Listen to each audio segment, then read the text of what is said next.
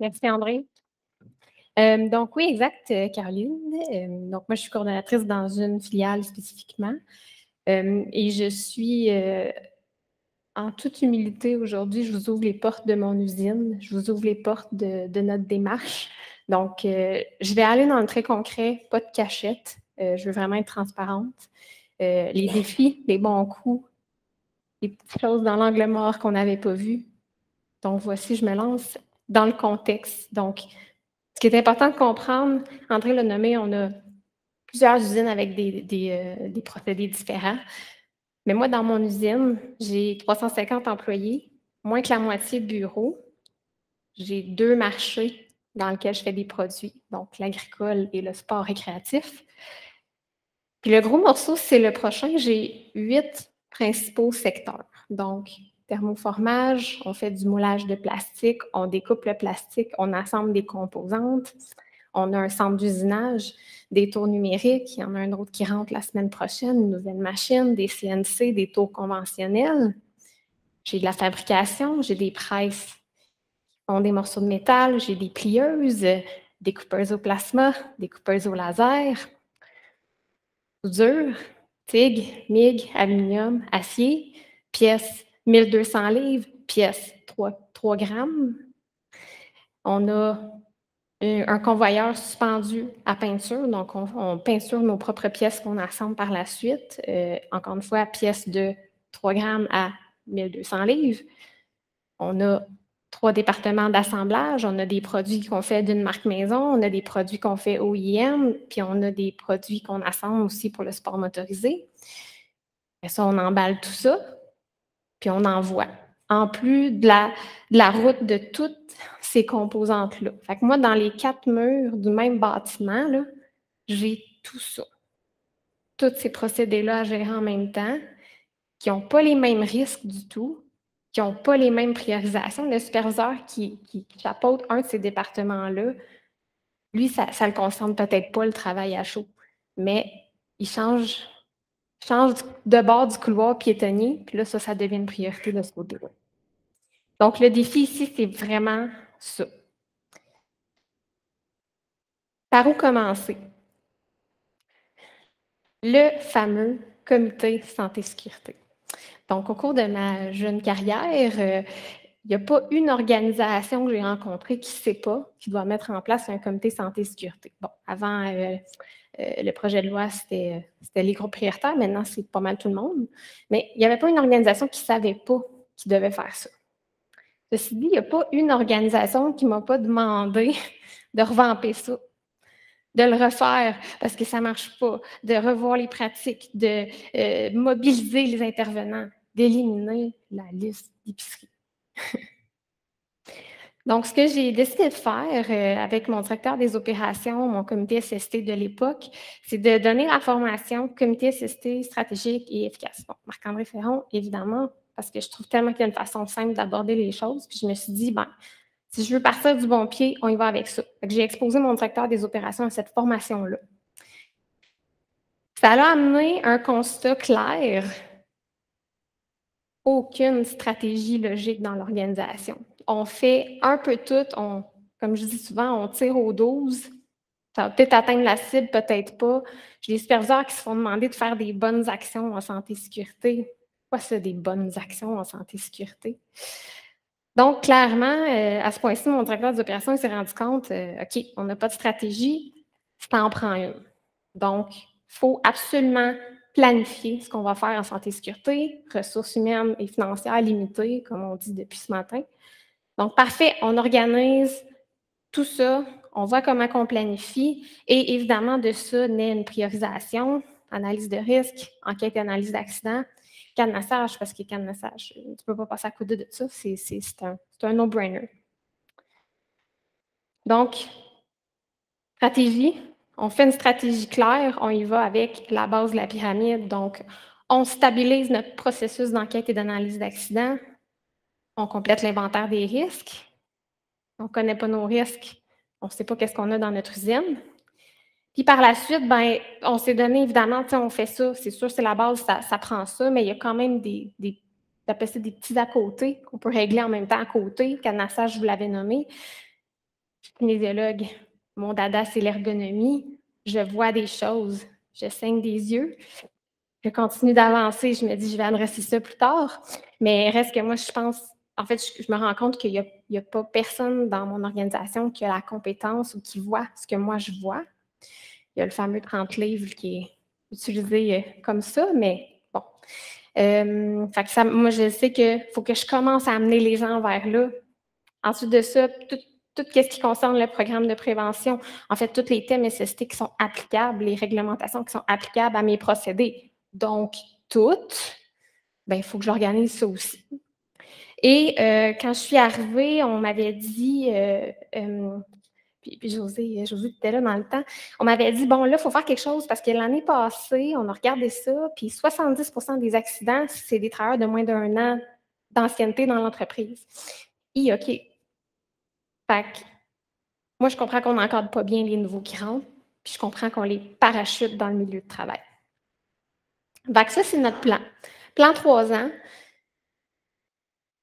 une bouchée à la fois pour manger l'éléphant.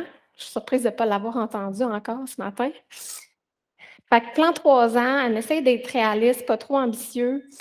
Je suis de nature très, très, très exigeante, fait que j'ai dû m'ajuster.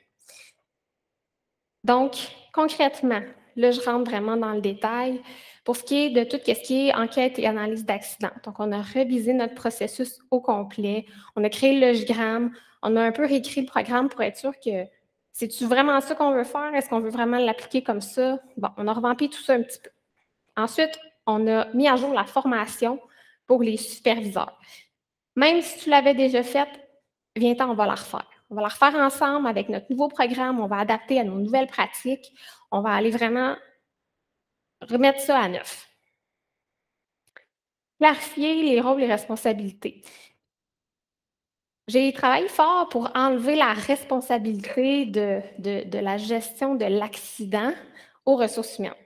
Parce que les gens en ressources humaines, oui, souvent, c'est eux qui vont faire la gestion de la réparation, c'est souvent eux qui vont faire la gestion du dossier médical. Mais quand il arrive un accident, là, on the spot, c'est qui est là? C'est le superviseur. C'est qui est propriétaire de ce risque-là, qui a un événement? C'est le superviseur. Fait qu'on a vraiment ramené le chapeau de l'enquête d'accident au superviseur. Ça a été un défi. On a aussi, dans la formation qu'on a donnée, on a tout de suite ramené le volet analyse des causes fondamentales pour aller justement devenir meilleur à comprendre, à gratter. Puis inévitablement, ça amène une responsabilisation du superviseur. Ah, c'est facile de dire qu'il a travaillé d'une façon non sécuritaire, mais il ne savait pas comment faire la job de toute façon. Tu lui avais-tu montré? Ça amène des réflexions quand même intéressantes. Puis souvent, les superviseurs, ils sortent de ça, de ce rencontre-là, puis ils se disent ouais, dans le fond, tu sais, je l'ai juste jumelé une journée à mon employé, puis mon employé, c'est pas mon meilleur format. Fait que, tu sais, il y a une belle prise de conscience qui sort de ces rencontres-là.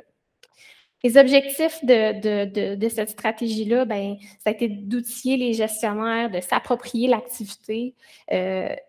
Puis honnêtement, à ce niveau-là, je pense qu'on a relativement bien réussi. C'est pas encore parfait, mais c'est les superviseurs qui collent les rencontres, c'est eux qui tirent sur nous pour faire corriger des choses, etc. Donc ça a bien été. Améliorer la qualité des enquêtes, des analyses. Moi, je pense que un peu comme André le disait tantôt, un accident, dans le fond, c'est un risque qu'on n'avait pas capturé, qu'on n'avait pas priorisé. Puis que, ben, avec le clock qu'on parlait ce matin, le compteur, ben, inévitablement, à un moment donné, ça se peut qu'il y ait un accident. Identifier les causes racines pour les corriger. Comme je vous disais, les causes racines, ça nous permet de réfléchir à notre façon de faire. Qui est un défi, par contre, puis je vais faire un lien avec ce que tu disais, André, la culture de l'organisation chez Souci, elle est un peu, on dit oui à tout. On dit oui à tout, on fonce par là, oui, ça a l'air intéressant, on y va. Puis des fois, on prépare un petit peu mal le terrain de gravelle avant de passer dessus. Fait que nécessairement, on a ça aussi en santé et sécurité. Puis le fait de ralentir, puis d'aller analyser notre accident, ça peut nous permettre de mettre en lumière des choses qui étaient dans notre angle mort pour le ramener dans notre champ de vision. Donc ça, en gros, enquête et analyse d'accident, ça a vraiment été, en fait, même cette année, on a fait un audit externe. En fait, on a demandé à une autre filiale de nous auditer sur notre process. Évidemment, il y a des non-conformités, il y a des écarts. On veut les corriger. C'est tout nouveau, là. Fait qu'on va aller les corriger, puis on va s'améliorer à partir de là. J'ai oublié de vous le dire, mais interrompez-moi, s'il vous plaît, s'il y a quoi que ce soit. Ensuite, analyse de risque. Le bout croustillant. Donc, j'arrive en poste il y a 2 ans et demi maintenant. Ça faisait déjà plusieurs mois qu'il n'y avait plus d'intervenants en santé et sécurité, puis dans probablement une majorité d'organisations, quand ça arrive, c'est comme le voilier qui n'est pas attaché au quai, puis là, à un moment donné, on ne le voit plus. Fait que, bon, parfait, on remet de l'ordre là-dedans. On est rendu où? Analyse de risque ici. Ah, Caroline, 46 Oui, 46 parfait. Notre liste d'équipements est où? Ah, bien, ici, on a une centaine d'équipements. Parfait. C'est qui l'a fait? Ah, ben c'est celle qui était là avant toi qui l'a fait. Elle a eu de l'aide un peu, mais tu sais, OK, parfait. Bon, ben on reprend ça, puis ben, je vais le refaire. Je pars. Tour de l'usine. Je vais faire accompagner des superviseurs, évidemment, mais moi, je voulais avoir une idée claire parce que moi, mon but, c'est de donner un indicateur qui a de la valeur, puis après ça, que ça me supporte dans les priorités, dans les budgets, dans les ressources qu'on doit allouer. Fait que finalement, je me ramasse avec une liste de 350 équipements. Là, je me rends compte que ouais, finalement, 46 était peut-être un petit peu surévalué. L'affaire, c'est qu'il y a beaucoup de raccoins et il y a beaucoup d'équipements cachés là aussi. C'est sûr que ça n'arrive pas à personne, ça. Donc là, bon, parfait, on part avec notre dénominateur, on reset notre indicateur. Il y avait déjà du travail de fait sur plusieurs équipements, fait que ça nous a permis de ne pas repartir à zéro, en fait. Ensuite, bon, parfait, j'ai établi un peu de où je partais, je vais former mes intervenants. Fait que là, on a décidé de former les superviseurs, le génie industriel. Je pense qu'on a même formé notre représentant à la prévention. En analyse de risque, en sécurité des machines, on leur a donné du stock, du stock, du stock. Je pense que c'est vraiment un maillon important parce que c'est eux qui sont sur le plancher à tous les jours. C'est eux qui les voient, les risques. En fait, à ce moment-là, ils ne les voyaient pas. Le but, c'est qu'ils les voient. Le but, c'est que ça soulève un flag, puis que nécessairement, après, il y a une phrase en anglais qui dit souvent You cannot unsee. Ben, c'est un peu ça l'objectif. Tu ne peux pas revenir en arrière un coup que tu t'es fait exposer à des risques et que tu les vois. Ensuite, on a eu, évidemment, encore une fois, l'allégorie de l'éléphant, on a eu à faire une priorisation.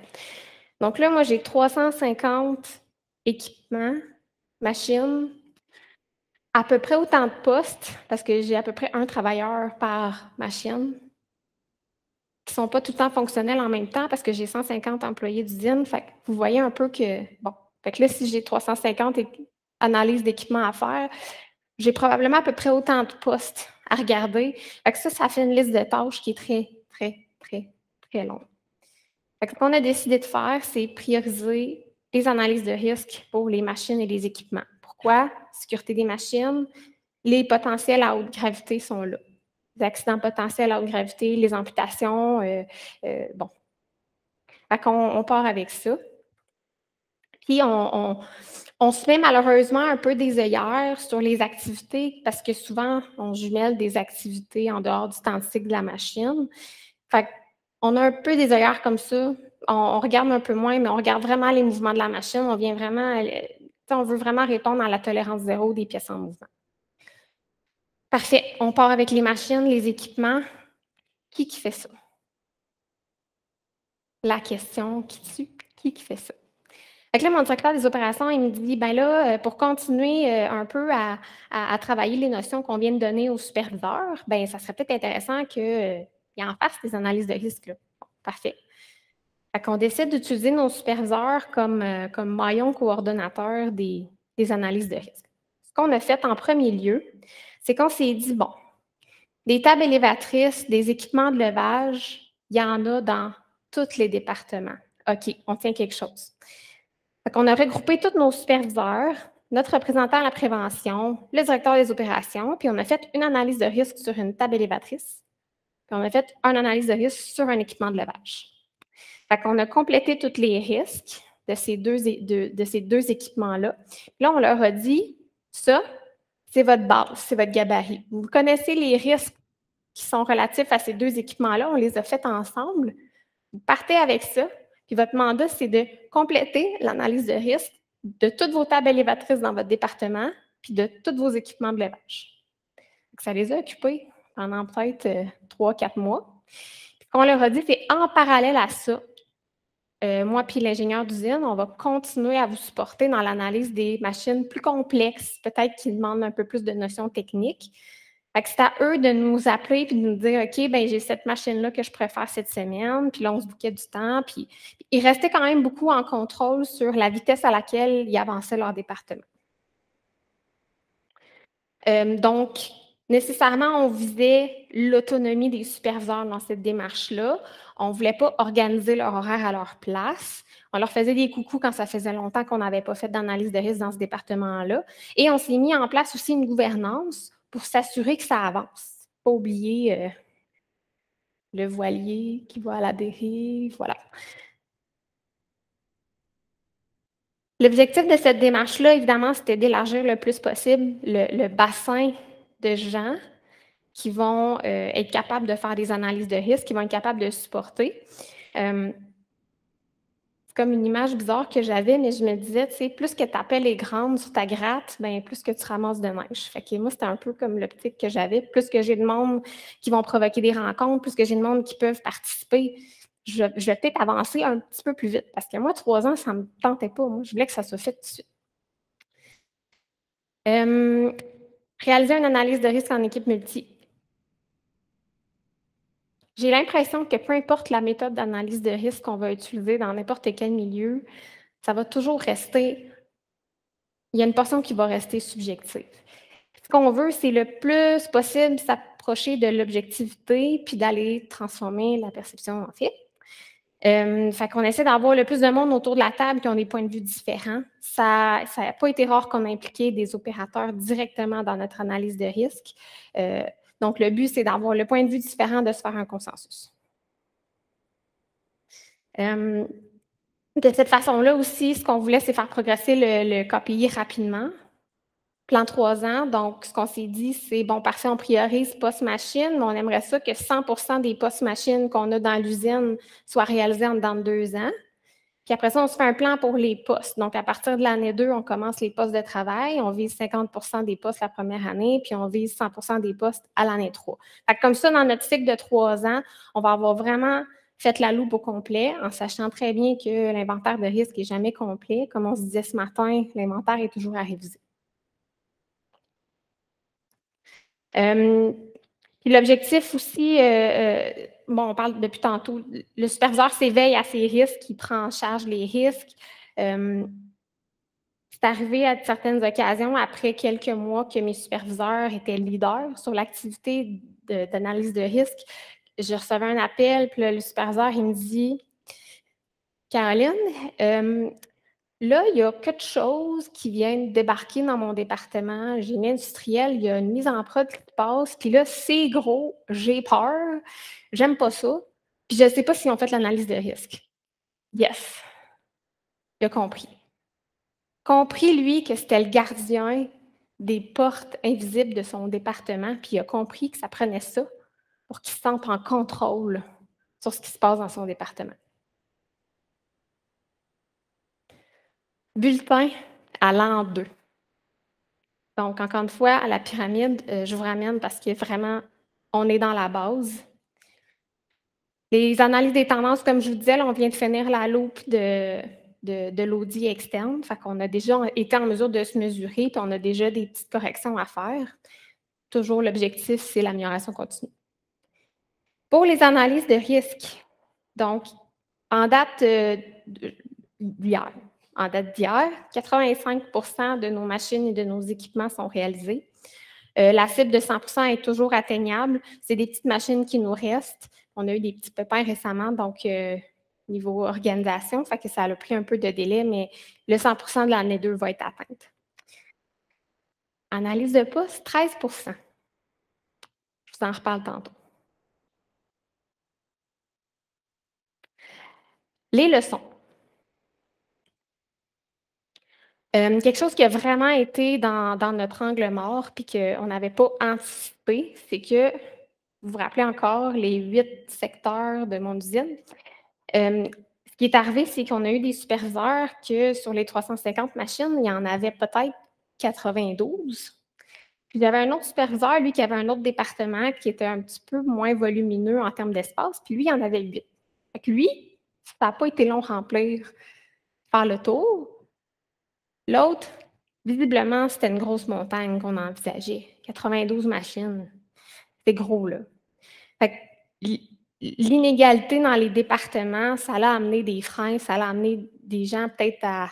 Il y a des superviseurs, ils n'ont pas tous embarqué les deux en sautant, les deux pieds en sautant. Il y a des superviseurs qui ont été à différentes vitesses là-dedans. Mais nécessairement, quand tu sais que tu as 92 machines à analyser, c'est sûr que c'est peut-être un petit peu plus difficile quand tu ne maîtrises pas toi-même l'activité, tu te sens peut-être un peu dépourvu. Fait qu'il y a eu cet effet-là que revenir en arrière puis comprendre cette réalité-là, ben peut-être qu'on aurait ajusté un petit peu les attentes plus spécifiquement par département. Déresponsabilisation de mon équipe de génie industriel. Donc, on a décidé d'utiliser nos superviseurs pour faire avancer l'analyse de risque des machines sur le plancher. À travers tout ça, évidemment, il y a une équipe de génie industriel qui organise les méthodes de travail, qui organise les outils, les machines. Puis en fait, ce qui s'est passé, c'est qu'eux, ils ont fait Ah, eux autres, il faut qu'ils fassent ça. Moi, on ne me l'a pas demandé. Ah, parfait, je ne m'en occupe pas. Je n'ai pas le temps de toute façon. Pas le temps. Fait que ça, c'est un constat qui est difficile aujourd'hui. Puis c'est ça le 13 tantôt que je vous disais que j'allais vous en reparler. En fait, c'est que moi, à mon sens, à moi, une analyse de poste, bien, on regarde l'aménagement, on regarde nécessairement les méthodes de travail, on regarde les outils. Fait que moi, dans ma tête, c'est juste logique que ce soit mon équipe de génie industriel qui, bien, minimalement, qui participe, mais qui s'implique dans l'analyse de risque pour comprendre. Donc, ça, je vous dirais que ça a été la portion la plus difficile. Puis peut-être un élément aussi qui a amené ça, c'est qu'en cours de route, on a perdu notre directeur aux opérations. Lui qui avait compris que la SSI, c'est de la gestion de risque. Parfait. Mes risques, je les priorise, je donne des budgets. Mais lui, il a compris à un moment donné que ceux qui ne connaissent pas, il est quand même responsable de ces risques-là. C'est pour ça qu'il a vraiment mis le pied sur le gaz avec les superviseurs pour que ça avance, pour qu'il y ait de plus en plus une vue de ce qui se passe. Mais à un moment donné, il est parti, puis je pense que c'est un des éléments qui fait qu'on a perdu un peu de momentum de ce côté-là. Ça, c'est des choses qui arrivent. Là, tu ne seras pas fier de moi, Dominique. En fait, en faisant une priorisation des machines, des équipements, en mettant un petit peu les œillères pour se concentrer sur les risques majeurs d'amputation, de fractures, ça a fait en sorte que les risques ergonomiques, ils étaient identifiés quand c'était un travailleur qui levait la main pour un inconfort, une douleur. C'était identifié quand, clairement, c'était évident puis que ça sautait aux yeux. C'était identifié quand c'était ponctuel, en fait. C'était pas intégré à l'analyse, parce qu'on regardait beaucoup plus des risques mécaniques à ce moment-là. Fait que, avec du recul, encore une fois, probablement que j'attaquerai les 2 dernières années différemment pour être sûr qu'on avance un peu plus sur les risques ergonomiques. Cette leçon-là, c'est vraiment une leçon, je trouve, je l'apprends très personnellement parce que j'étais convaincue au début de ce plan-là que, regarde, c'est pas compliqué. On a l'analyse de risque à faire, on veut notre inventaire de risque. Toi, directeur, tu veux savoir qu'est-ce qu'il y a dans ton usine. Toi, superviseur, tu veux protéger ton monde. Ben go, on repart. On passe la gratte, puis on fait tout. C'était pas compliqué dans ma tête. Mais la réalité, c'est que un technicien génie industriel, un technicien méthode qui est en train de travailler sur le poste B, C, D pour les mises en prod des prochains produits, puis l'évolution de la ligne, puis l'amélioration continue, t'en fous du poste A. Il a fini. Lui, c'est fini dans sa tête. Il ne veut pas en entendre parler. Puis moi, c'est ça que je pointais. Moi, je disais, c'est ça qu'il faut faire. Oui, mais non, là, je suis en train de travailler sur B, C, D. Il ne m'intéresse plus, le poste A. Encore une fois, si je reviens en arrière, ben, peut-être que j'ai une stratégie différente avec cette équipe-là. Quand même finir sur une bonne note, on va y aller avec les bons coups. Implication concrète des membres du comité santé-sécurité. J'ai éliminé la liste du prix. Puis on les a intégrés à notre planification, à la priorisation qu'on a faite, ce que j'appelle les petits programmes, là, SIMDUT, travail à chaud, travail en hauteur, bon, les petits programmes. Nos priorités, ça reste analyse de risque, enquête, analyse d'accident, cadenassage. Mais moi, je suis capable d'en faire d'autres à côté en attendant. Fait qu'on commence ça en parallèle, puis en les intégrant à la démarche d'analyse de risque, ils ont fini par comprendre que on ne peut pas tout faire en même temps, puis qu'il y en a partout des risques, puis que le risque zéro, il n'existe pas. Après ça, c'est-tu lui ou c'est-tu lui qui est pas? C'est quel qu'on devrait attaquer en premier? Celui-là? Celui-là? Lui, nous c'est, notre jargon, c'est il est rouge. Quand il est rouge, c'est parce que c'est un risque élevé. Il est rouge, puis lui, il est vert. C'est quel tu penses qu'il faudrait travailler en premier? Fait que, de façon très naturelle, ils se sont ralliés de notre côté, puis ont été super aidants. Surtout le représentant à la prévention. Quand on leur explique notre démarche après ça, c'est super facile de les amener avec nous. Puis en plus, petite parenthèse, dans tous les petits programmes qu'on gérait sur le côté, moi, je les ai fait choisir un mandat. On les ajoutait au sous-comité qui gérait ce thème-là. Fait qu'encore plus, ils étaient personnellement concernés, puis ils ne pouvaient pas dire qu'on ne faisait rien. Là. Ils ne pouvaient pas dire qu'on n'avait pas adressé ci, ça, puis ils voyaient bien que nous aussi, on en a des fois des demandes de confort, mais là, ils voyaient bien que ce qu'on est en train de faire en comité, c'était plus important que la demande de confort. Oui, bien, je pense que oui. Puis ça reste qu'il y a quand même, tu sais, j'ai quand même un varia là, dans ma rencontre. Puis il y a quand même certaines choses qui sont apportées. Puis moi, ce que je leur dis tout le temps, c'est tu me le dis à moi la journée que tu l'as dit à ton superviseur puis que ça n'a pas bougé. Sinon, je ne veux pas en entendre parler. Fait que moi, c'est tout le temps ça que je leur dis. Puis souvent, ils font ah ouais, t'as raison, j'en ai pas parlé à mon superviseur. Parfait. Mais si ça ne bouge pas, tu viendras me voir après. Mais première étape, c'est ça. Puis ce que ça l'a amené avec tout ce qu'on a fait avec les superviseurs, c'est que les superviseurs prenaient en charge ces risques-là. Fait que l'employé, il n'avait pas besoin de venir me voir après. Il y a des exceptions, évidemment. Là, il y a des choses qui sont récurrentes, mais donc, implication, éveil majeur des superviseurs, tout ça, c'est relié à un moment donné. Tu sais, ça amène les travailleurs à avoir confiance en leurs superviseurs, ça amène les gens à avoir confiance en notre démarche, ça amène les gens à adhérer à notre stratégie, puis à comprendre les risques. Puis c'est ça, mes superviseurs sont vraiment devenus des gardiens pour la plupart des cas, certains beaucoup plus exigeants que d'autres. Mais ça, je pense que c'est vraiment je pense que c'est la chose majeure qui fait en sorte qu'on a avancé puis qu'on est rendu où ce qu'on est aujourd'hui, même si on n'est pas rendu exactement où je voudrais. Et ensuite, implication et participation des travailleurs, ça l'a amené des travailleurs plus exigeants. Ça l'a amené des travailleurs à le fait qu'ils ont participé à l'analyse de risque, qu'ils ont identifié, OK, ça, tu me dis que c'est un risque ergonomique, ça pèse 60 livres. Là. Tu me le dis, parfait. C'est quand est-ce que tu m'adonnes mon équipement de levage? Parce que là, ça fait 2 semaines que tu m'as dit ça. C'est quand? Je veux que tu me le dises. Puis, les gens lèvent la main quand il y a des enjeux. Je parlais tantôt de déclaration des conforts, ça rentre aussi là-dedans. Là. Ça a amené les travailleurs plus à l'aise à parler, plus à l'aise à nommer les choses, à pointer des choses.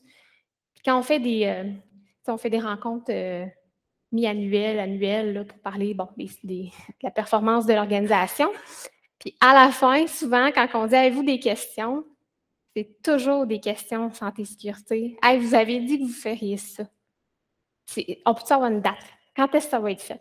Quand est-ce que moi, je vais avoir ça à mon poste? Quand est-ce que… » Fait que ça les a rendus très exigeants. Puis ça a comme créé, tu sais, moi, j'avais l'engagement du directeur, puis là, il y a les travailleurs, puis là, ça a comme créé un sandwich à un moment donné. Puis ça commence à créer de la vélocité, du momentum, ça commence vraiment à créer des belles choses. Là, j'ai un mot en gras, ici, qui est super important. Je ne suis pas la première à en parler aujourd'hui.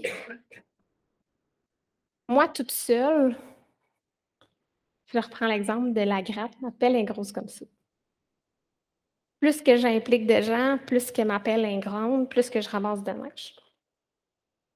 Puis moi, j'ai souvent dit en entrevue ou à des dirigeants, moi, la journée où tu n'as plus besoin de moi, parce que tes programmes sont rodés, ta SST intégrée à tes systèmes, ben moi, cette journée-là, j'ai réussi mon mandat.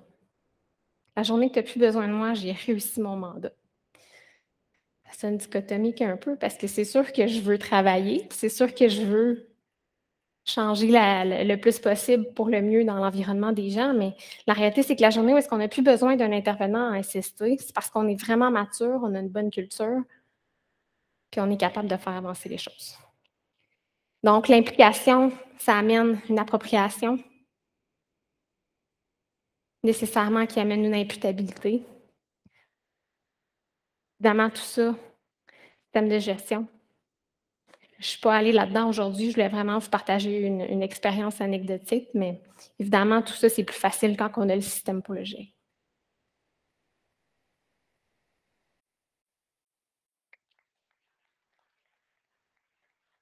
Mhm. Questions, commentaires? Oui,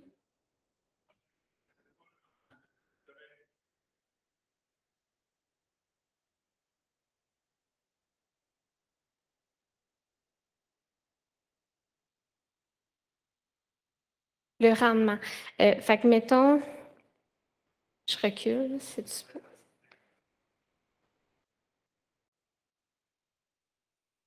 Ben, comme je te disais tantôt, là, je m'excuse, non, je suis trop loin. La technologie.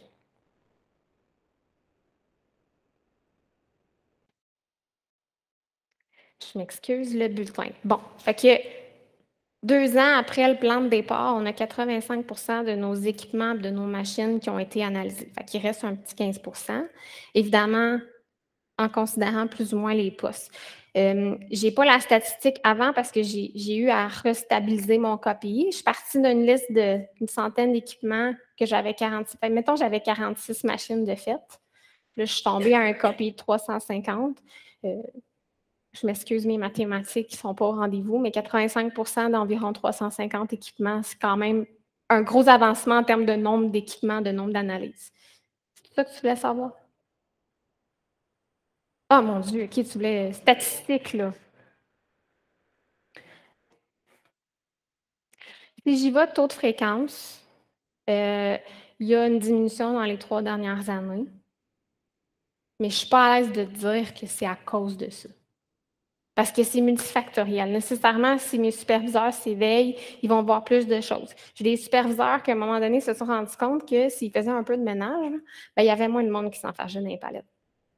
Fait que, tu sais, c'est un ensemble de facteurs. Puis oui, on a des meilleures statistiques depuis les 3 dernières années, mais je ne peux pas te pointer, c'est ça ou c'est multifactoriel.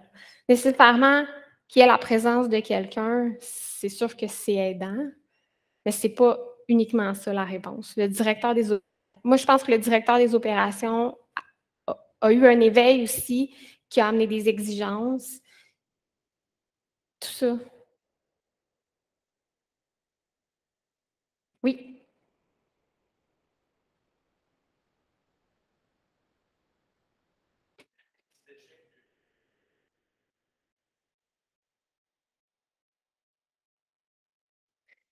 Hem, je pense que je travaillerai beaucoup avec mon génie industriel pour faire changer la mentalité. Puis là, je vous le disais, là, c'est culturel. Puis si je donne un exemple, là, chez nous, à toutes les semaines, on fait une nouvelle jig, puis à toutes les semaines, on fait un nouveau setup de poste parce que c'est un nouveau produit qui embarque dessus. Fait que, tu sais, c'est puis la réalité, c'est qu'on a un système de gestion de développement du produit qui a une gate SST dedans, mais elle n'est pas exigée, elle n'est pas suivie. Fait que peut-être que j'irais plus vite me rattacher à ça. Puis peut-être que mon plan, ce qui est devenu le plan aujourd'hui en réalité, c'est peut-être plus de dire je ne vais pas introduire de nouveaux risques dans mon usine. Fait que fine, OK, j'ai des risques sur le plancher, je le sais, mais je ne veux pas en introduire de nouveaux. Fait que si je mets plus d'efforts sur la champlure en haut puis que je réussis à la fermer, ben après ça, je vais pouvoir aller colmater mes trous. Oui.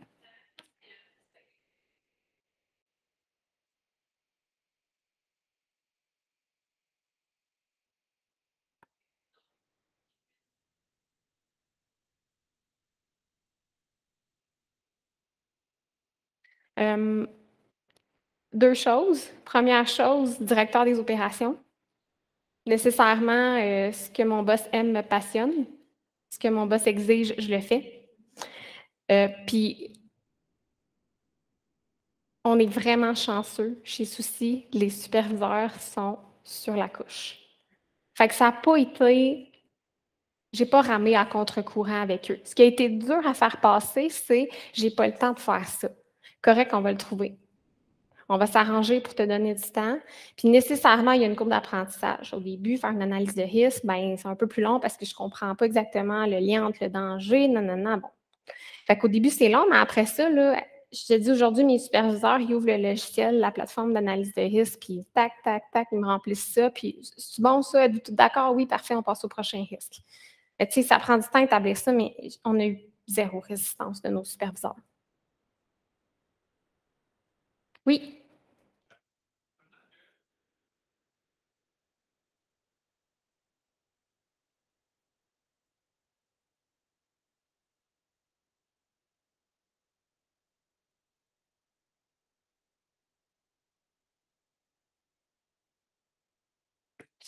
Je sais pas, je suis comme mal à l'aise de dire ça, mais je serais pas allée travailler là. C'est aussi simple que ça.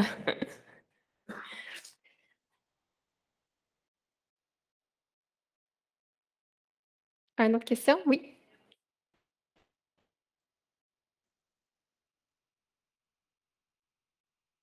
Non, on a fait affaire avec, quelque chose qui était en développement. Je suis vraiment pas ici aujourd'hui pour faire la promotion de tout ça. Fait que c'est juste, c'est une formule évoluée du Excel, un peu plus interactif, un peu plus facile d'utiliser, puis qu'après ça, il me crunch du data, excusez l'anglicisme, je fais comme ish. J'ai un tableau de bord. Fait que j'ai un tableau de bord qui me rapporte les informations, puis tu sais, c'est bien bâti, là, mais c'est un fichier Excel intelligent, en gros. Il y avait une autre question? Même question. Passer mon temps, ça fait un bout, là.